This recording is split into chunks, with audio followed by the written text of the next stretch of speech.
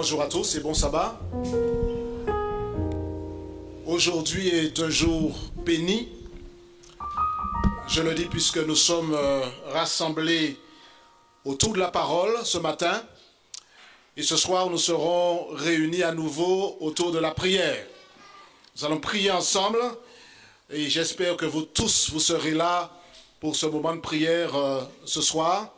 Je serai également avec vous après les visites que j'aurai cet après-midi. Nous sommes à 2 mois, 2 moments extrêmement importants pour notre Église. Je souhaite que tous ceux qui sont ici ce matin se préparent pour faire cette expérience qui sera un vrai temps fort dans la vie de l'Église. Donc dès maintenant, nous sommes invités à préparer le terrain pour ce moment particulier que nous allons vivre au mois d'avril, à la fin du mois d'avril. Nous aurons donc à partir du 28 avril une série de conférences pour laquelle nous sommes tous des acteurs. Et vous allez noter que tout ce que nous ferons entre maintenant et cette date-là, eh bien, sera coloré de cette dynamique-là. Nous voulons être des missionnaires volontaires.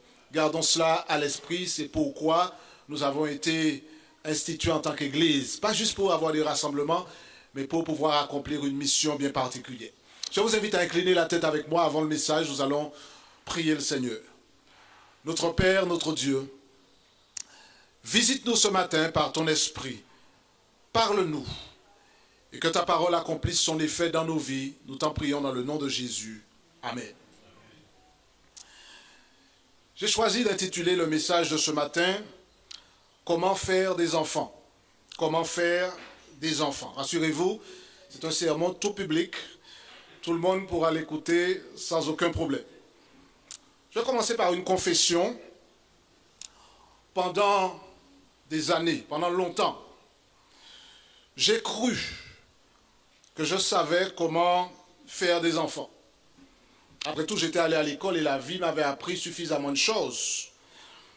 Mais j'ai compris un jour que je ne savais pas vraiment comment on fait des enfants.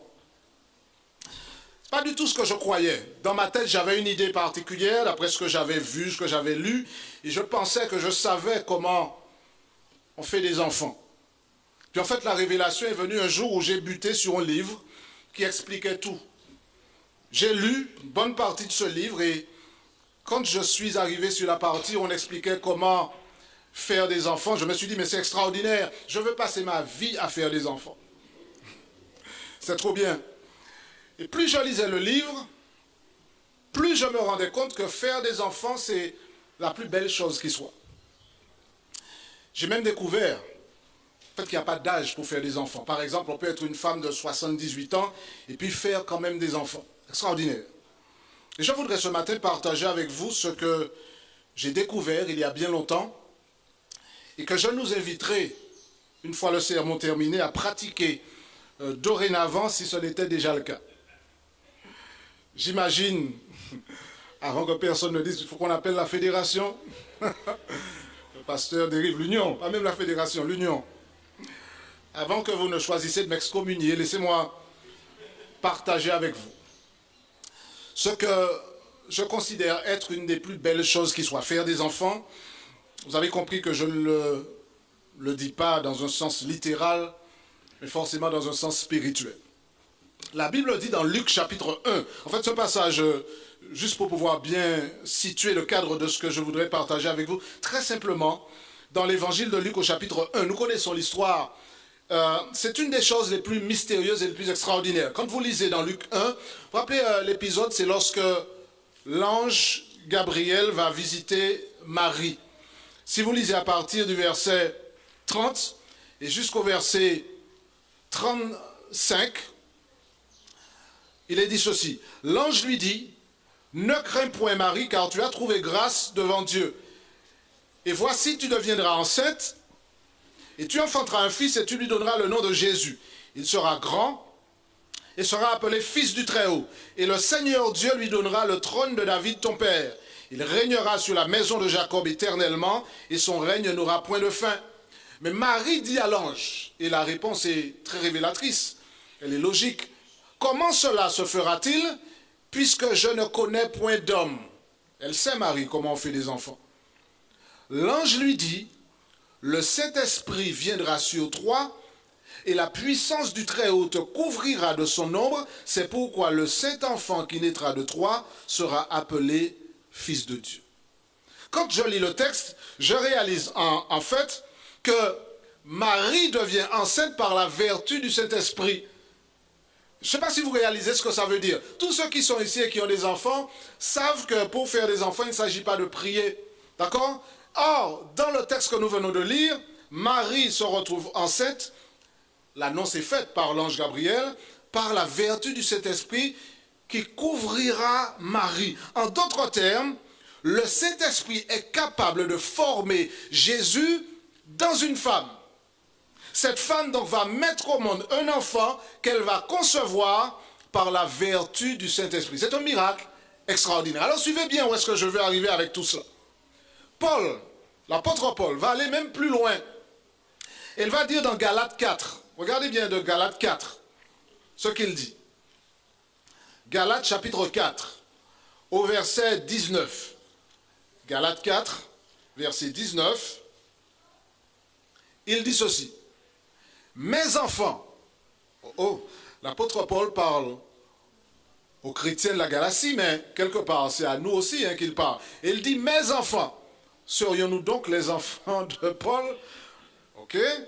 Mes enfants, pour qui j'éprouve de nouveau les douleurs de l'enfantement. Nous sommes toujours dans la maïotique là, d'accord?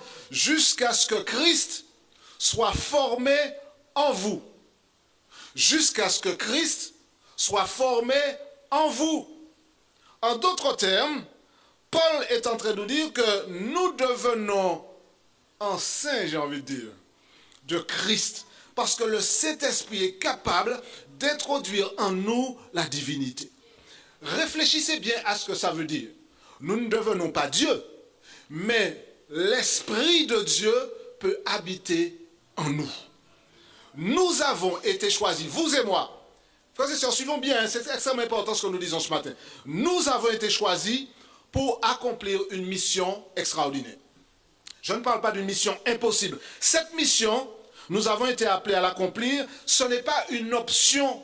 On ne nous dit pas, soyez chrétiens, puis si vous voulez, quand vous avez le temps, accomplissez la mission. La mission, nous l'avons reçue et nous avons été invités à l'accomplir. Si vous ne me croyez pas, relisons le texte qui a été lu tout à l'heure dans Matthieu chapitre 28. En fait, on le connaît bien, même si on ne le prend pas à partir du verset 16. Je voudrais qu'on commence à partir du verset 16 de Matthieu 28. Matthieu 28 à partir du verset 16. Regardez ce qui est dit ici. Matthieu 28, verset 16 à 20. Les 11 disciples allèrent en Galilée sur la montagne que Jésus leur avait désignée. Quand ils le virent, ils se prosternèrent devant lui, mais quelques-uns eurent des doutes. Pas seulement aujourd'hui, À l'époque déjà, quelques-uns eurent des doutes. D'accord? Parmi les disciples. Jésus s'approche et leur dit ceci. C'est certainement une des sections de l'évangile qui revêt le plus d'importance pour nous chrétiens, frères et sœurs. Le texte que nous allons lire là maintenant est une déclaration de mission. Et elle est donnée à des gens qui sont des disciples de Jésus, mais certains d'entre eux ont des doutes. Qu'est-ce que Jésus fait pour répondre à ces doutes? Il dit ce qui suit. Tout pouvoir m'a été donné. Vous allez remarquer qu'il y a beaucoup de tout dans ce texte-là. Tout pouvoir, ça veut dire que le Jésus que l'on aime voir faire des miracles, multiplier des pains, parler sur la montagne, c'est ce même Jésus qui s'adresse aux 11 disciples et qui s'adresse à nous aujourd'hui et qui dit « Tout pouvoir m'a été donné ». Ça veut dire que la seule personne qui détient le pouvoir absolu et universel sans limite, il a un nom et son nom c'est Jésus, frères et sœurs. Il détient tout pouvoir. Ça veut dire que si j'ai des doutes sur est-ce qu'il faut, comment je pourrais, etc., il commence par nous dire, en amont de la mission, tout pouvoir m'a été donné. Pouvoir non seulement de guérir, de pardonner, de donner la victoire, d'accorder la vie éternelle, de ressusciter, de sauver. Tout pouvoir m'a été donné. Et il précise, tout pouvoir m'a été donné où est-ce? Dans le ciel et sur la terre.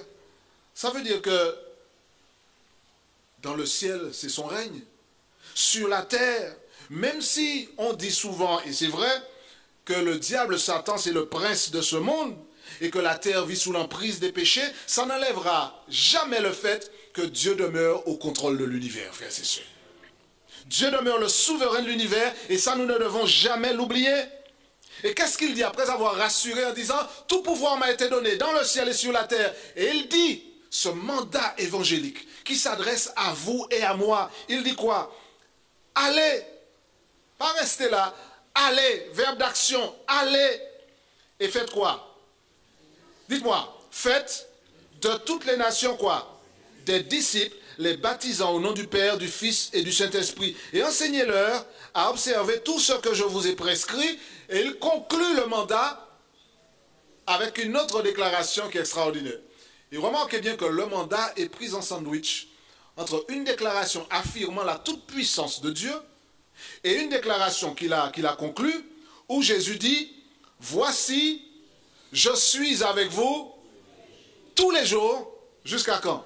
Jusqu'à la fin du monde. » Ça veut dire que la mission n'est pas simplement donnée dans le vide, elle est donnée à des disciples qui doivent bien comprendre qu'ils vont avec un Dieu qui a tout pouvoir et qu'ils vont avec l'assurance que ce Dieu-là que Jésus est venu présenter au monde, eh bien ce Dieu-là sera avec eux tous les jours jusqu'à la fin du monde. On n'est pas donc dans une mission impossible.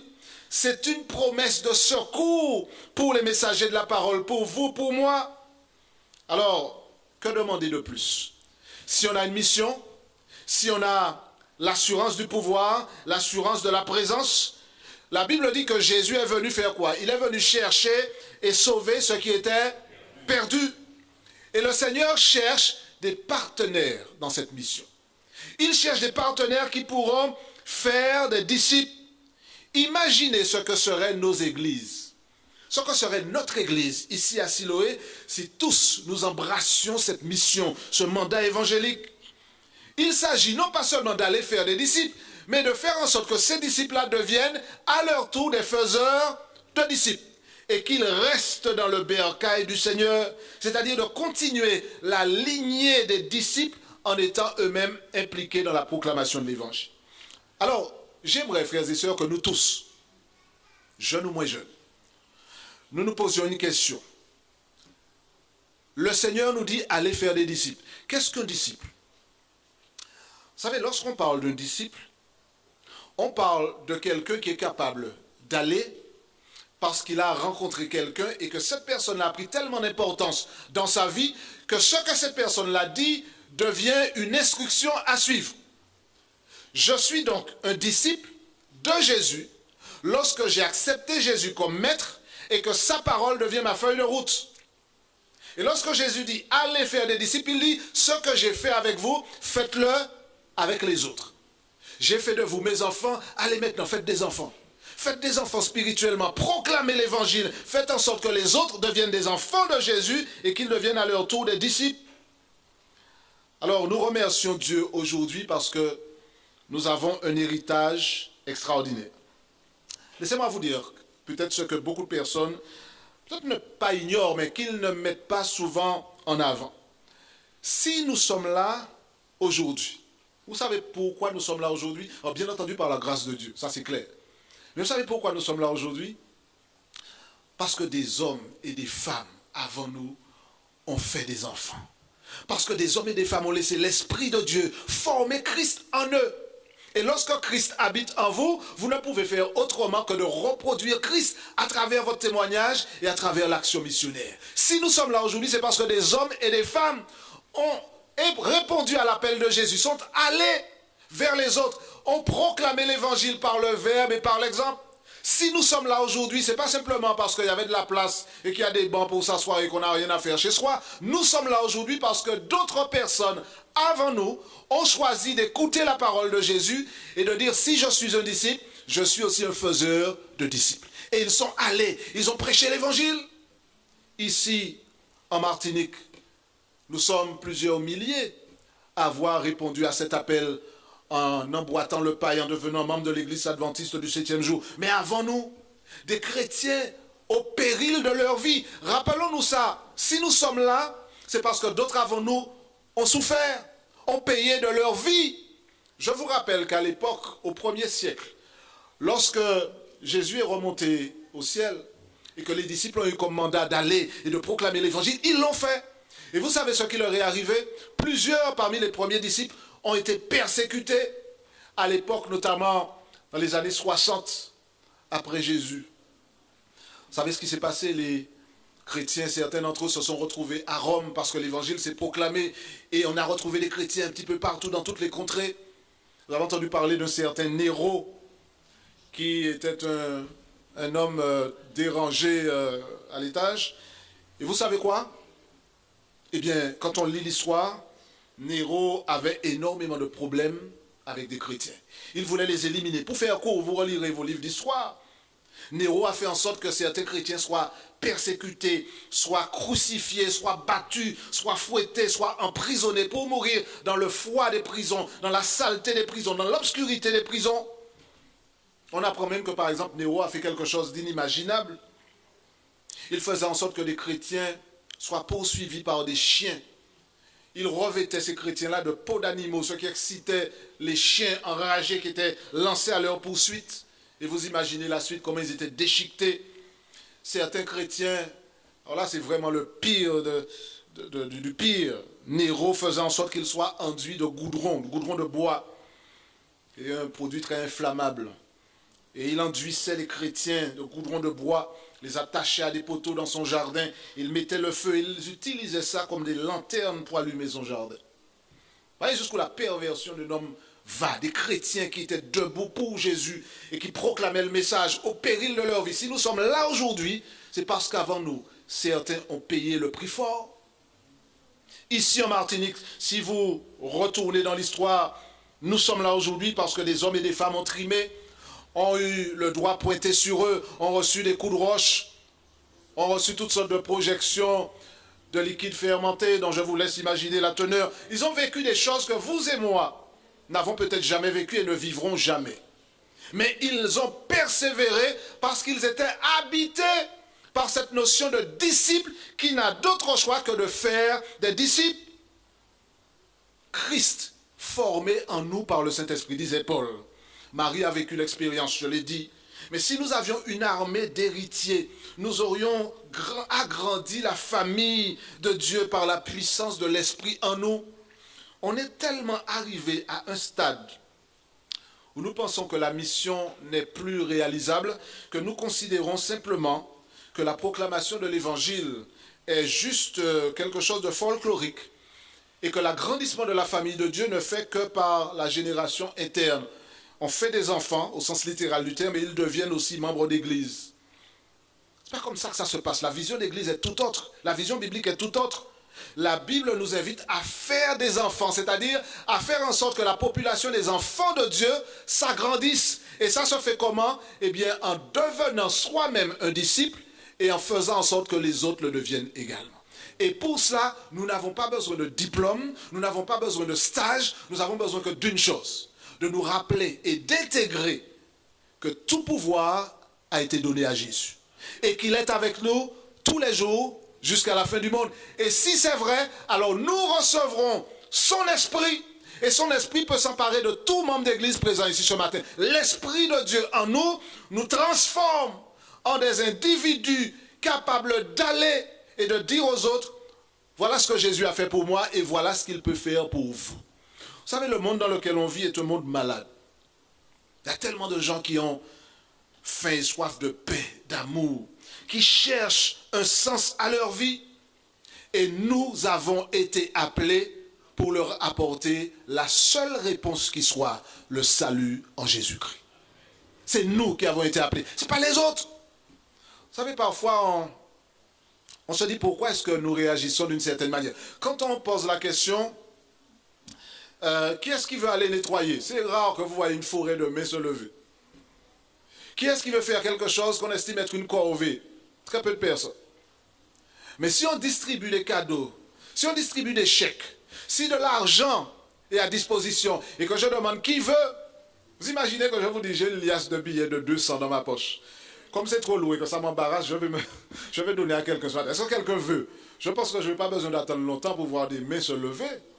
Surtout si je vous montre la chose et que vous dites, mais c'est vrai, c'est pas une blague. Je n'ai pas, je vous rassure tout de suite. J'ai mieux que cela. D'accord? Dans la parole de Dieu, nous avons un message qui vaut de l'or. Et la question est de savoir, est-ce que moi, je suis prêt à dire, moi, je veux y aller. Pas parce que le pasteur a dit vas-y, mais parce que c'est Jésus lui-même qui a dit quoi? Allez et faites de toutes les nations des disciples. Et c'est ce que j'appelle faire des enfants, c'est-à-dire être des apôtres des temps modernes qui peuvent faire en sorte que les autres autour de nous deviennent des enfants de Jésus. J'ai remarqué que, par exemple, Paul emploie ce langage-là. Lisez avec moi dans Philémon. Philémon. Vous savez où ça se trouve, Philémon? C'est vers la fin, d'accord, pour ceux qui auront du mal, d'accord. Donc, Philémon, il n'y a qu'un seul chapitre dans Philémon, et vous allez lire ça au verset 10. Au verset 10 du livre de Philémon. Regardez ce que Paul dit. Regardez le langage qu'il emploie. Je te prie pour qui? Pour?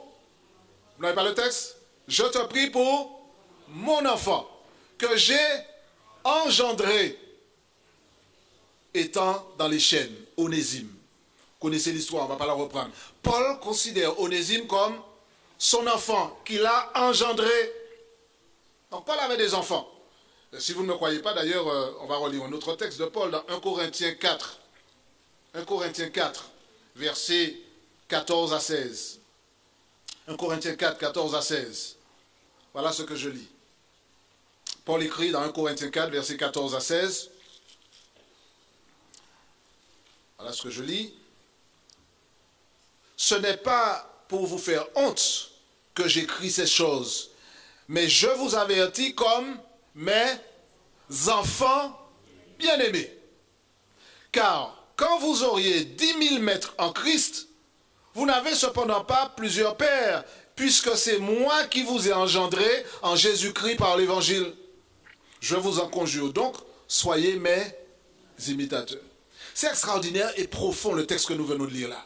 Paul est en train de dire qu'il a engendré ces chrétiens-là. Il est très simplement en train de dire qu'à travers le ministère qu'il a reçu, à travers l'obéissance qu'il a mis en route de par l'injonction de Jésus d'aller et de faire des disciples, eh bien, il a engendré d'autres disciples. Et il les invite, ça c'est fort dans le passage, il les invite à être ses imitateurs. Je me demande si nous sommes conscients que vous et moi, nous devrions être en mesure de dire, eh bien, mes enfants, au sens symbolique du terme, nous entendons bien, hein, d'accord? Et puis de dire qu'ils ont été engendrés, bien sûr, par l'Évangile. Soyez mes imitateurs. Je croyais qu'on était censé imiter Jésus et pas Paul. Or, Paul est en train de dire, soyez mes imitateurs. Nous comprenons bien que quand Paul dit cela, il ne dit pas, imitez-moi.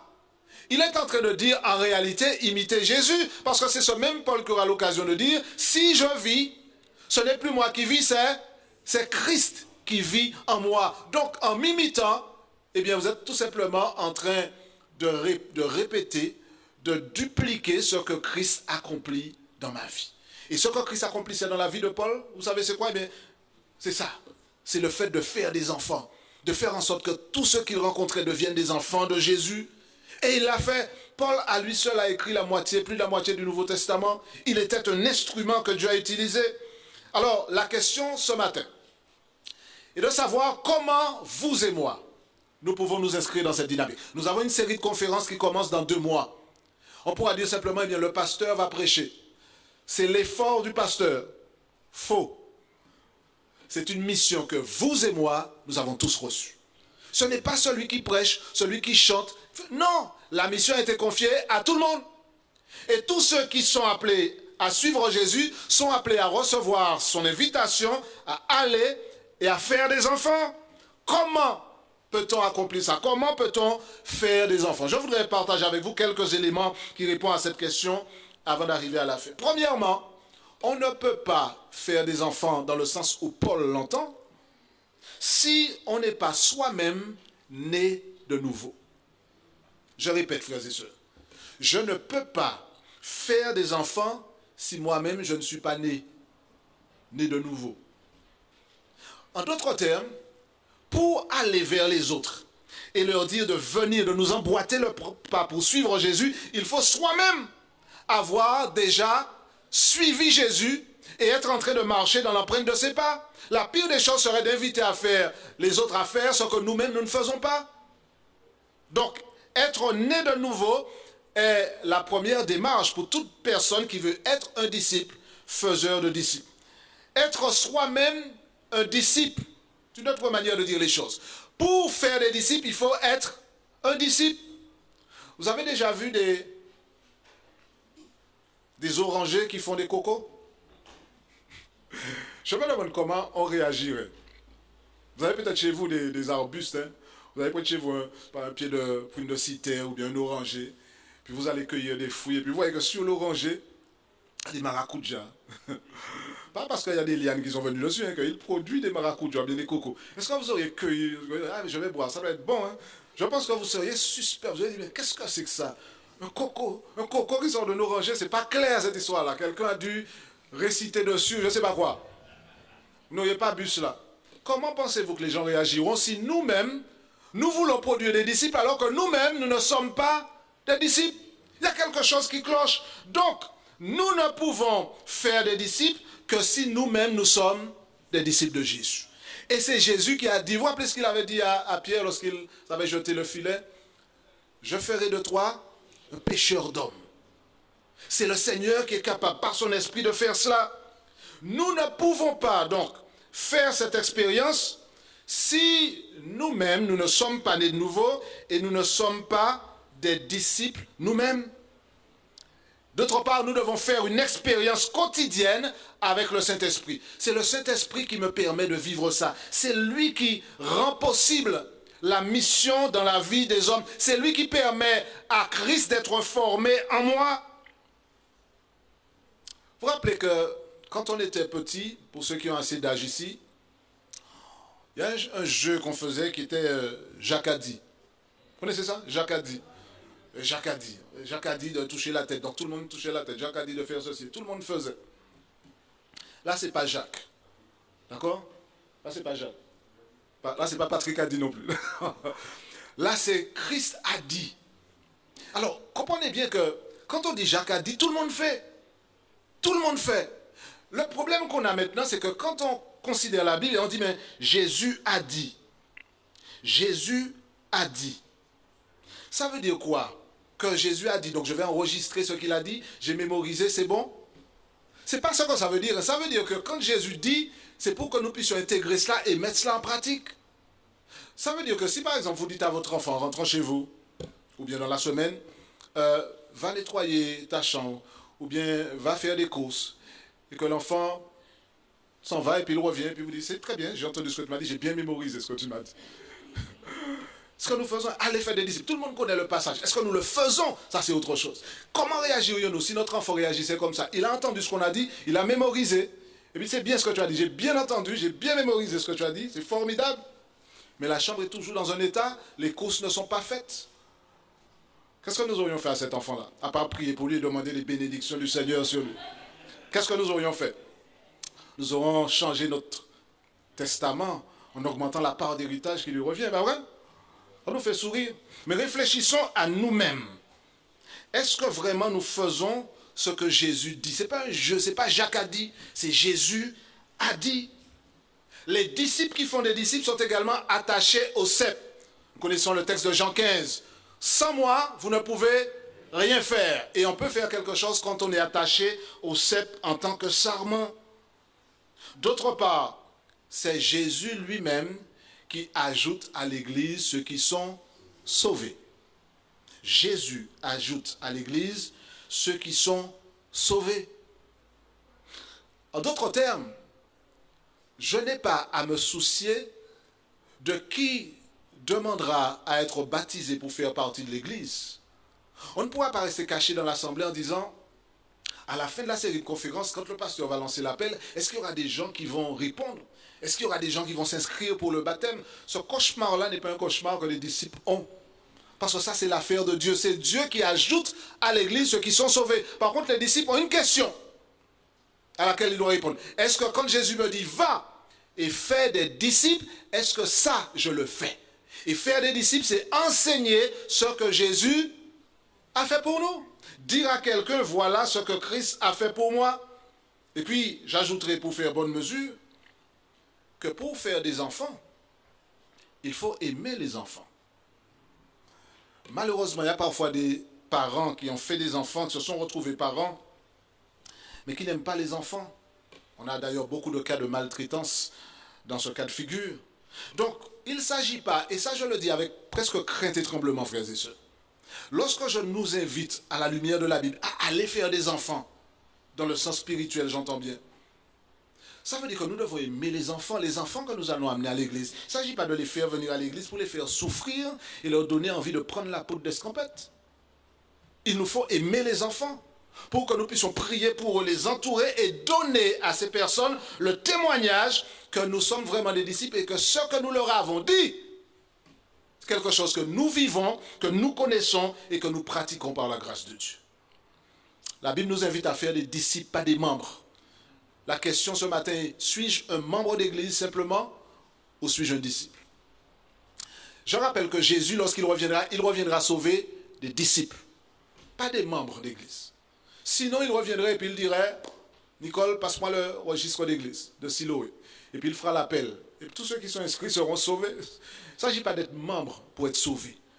Le salut est accordé à ceux qui ont accepté gratuitement l'offre de Jésus de laisser son pardon les envahir, de laisser son esprit les conduire, et puis de témoigner auprès des autres de ce qu'ils sont devenus par la grâce de Dieu. Donc ce n'est pas le message du prédicateur, ce n'est pas le chant des chantres ou l'uniforme du personnel d'accueil qui transforme les cœurs, mais c'est le Saint-Esprit qui nous transforme, frères et sœurs. Et notre mandat, c'est de laisser le Saint-Esprit nous transformer. En fait, les gens qui nous entourent, vous savez ce qui devrait se passer? Les gens qui nous entourent devraient venir vers nous et nous demander, mais pourquoi vous êtes comme vous êtes là? Pourquoi vous êtes comme vous êtes là? Et la réponse devrait être parce qu'il a changé ma vie. Parce que Jésus a transformé mon existence. Il m'a promis la vie éternelle. Il m'a donné une espérance. Et en plus, il est venu habiter chez moi à travers le Saint-Esprit. Ce n'est plus moi qui vis, comme disait Paul, mais c'est Christ qui vit en moi. Alors, ce matin, je voudrais, en conclusion, dire simplement ceci. Nous irons dans cette série de conférences dans 2 mois. Mais nous ne pouvons pas y aller sans la prière.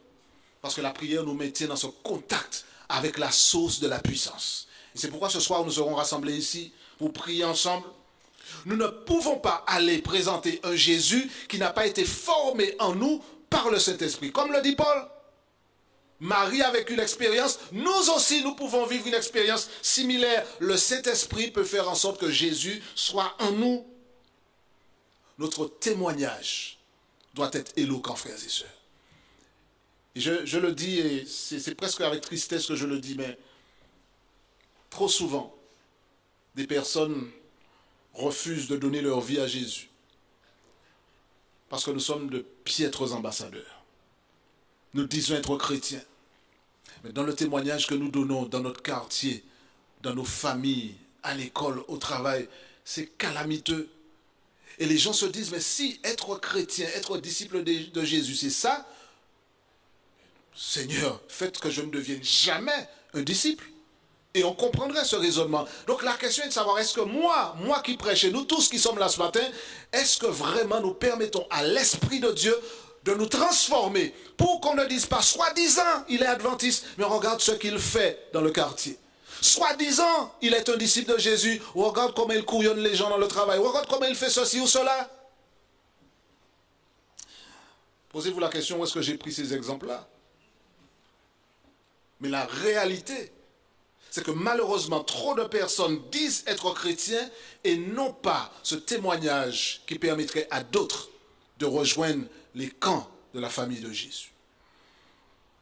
Alors ce matin, je pourrais demander combien de membres compte l'église de Siloé. On fouillerait sur les registres, on me dirait il y a peut-être 70, 90 ou 120, peu importe. Et la vraie question, c'est combien y a-t-il de disciples? Vous savez comment c'est dans le gouvernement français?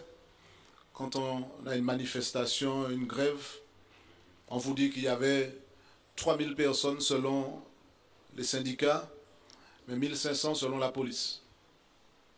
Alors est-ce qu'il faudrait dire qu'il y a 100 membres à Siloé selon les registres, mais 35 disciples selon l'esprit? Chacun pourra répondre. Mais en fait, la meilleure réponse est de dire que je devienne moi-même le récipient de l'Esprit de Dieu, que je sois un disciple et que ma vie de disciple soit la meilleure campagne d'évangélisation qui soit. On n'aurait pas besoin de multiplier les prédications. Notre vie serait une prédication, notre témoignage, notre persévérance serait cela. Je veux être un disciple pour Jésus. Je ne veux pas simplement m'asseoir sur les bancs et puis dire le pasteur va prêcher la campagne d'évangélisation et puis on verra à la fin, on va prendre notre calculatrice pour savoir combien de poissons il a réussi à prendre dans le filet. Mais je demanderai au Seigneur, fais que je sois un disciple, faiseur de disciples moi-même. Et je ne peux le faire sans être habité par le Saint-Esprit. Je fais cette prière ce matin. Seigneur, habite en moi par ton esprit. Fais de moi un disciple. Que Jésus soit formé en moi et qu'à partir d'aujourd'hui, je fasse des enfants le matin, le midi, le soir, partout où je suis, que je fasse des enfants au nom du Seigneur Jésus parce que l'Esprit de Dieu m'utilisera pour que d'autres deviennent des enfants de Jésus. C'est la prière que je fais. Est-ce qu'il y a quelqu'un qui veut se joindre à moi ce matin pour dire, je veux faire cette même prière pour que Jésus m'utilise moi, que l'Esprit de Dieu m'utilise pour que je fasse des enfants pour Jésus. Si c'est le cas, je vous demanderai de vous mettre debout. Nous sommes en train de terminer. Et je voudrais faire une prière particulière pour que cette série de conférences que nous nous apprêtons à avoir, qu'elle ne soit pas simplement quelque chose qui magiquement sera réalisé par un homme ou une femme, mais que nous tous, nous ayons compris que la mission est pour tous ceux qui se réclament du nom de Jésus. Demandons au Seigneur, celui à qui tout pouvoir a été donné et qui a promis d'être avec nous, demandons-lui d'accomplir cela dans la vie de chacun d'entre nous. Inclinons la tête. Notre Père, notre Dieu, nous ne voulons pas repartir d'ici ce matin sans l'assurance que tu accompliras à travers l'Esprit ton œuvre en nous. Fais de chacun de nous des disciples qui ont compris non pas que Jacques a dit, mais que Jésus a dit. Et parce que tu as dit, allez, c'est le prolongement naturel de la vie d'un disciple. Fais de nous des disciples, Seigneur, animés de l'Esprit, des disciples qui pourront à leur tour faire des enfants par l'Esprit, par leur témoignage, par l'exemple qu'ils donneront de la présence de Jésus dans leur vie. Fais de l'église de Siloé une église missionnaire, que nous soyons capables de dire au nom de Jésus à qui tout pouvoir a été donné, nous vivrons dans l'amour, dans l'unité, nous ne permettrons pas au diable de faire la fête avec nous, mais nous avancerons, convaincus que Jésus revient bientôt et que la mission est pour chacun d'entre nous. Accomplis ce miracle dans nos vies, Seigneur. Et que nous puissions proclamer l'évangile par le verbe et par l'exemple. Et que tu reviennes bientôt pour nous introduire avec toi dans l'éternité. Nous te le demandons dans le nom de Jésus. Amen. Amen. Que Dieu nous bénisse, frères et sœurs.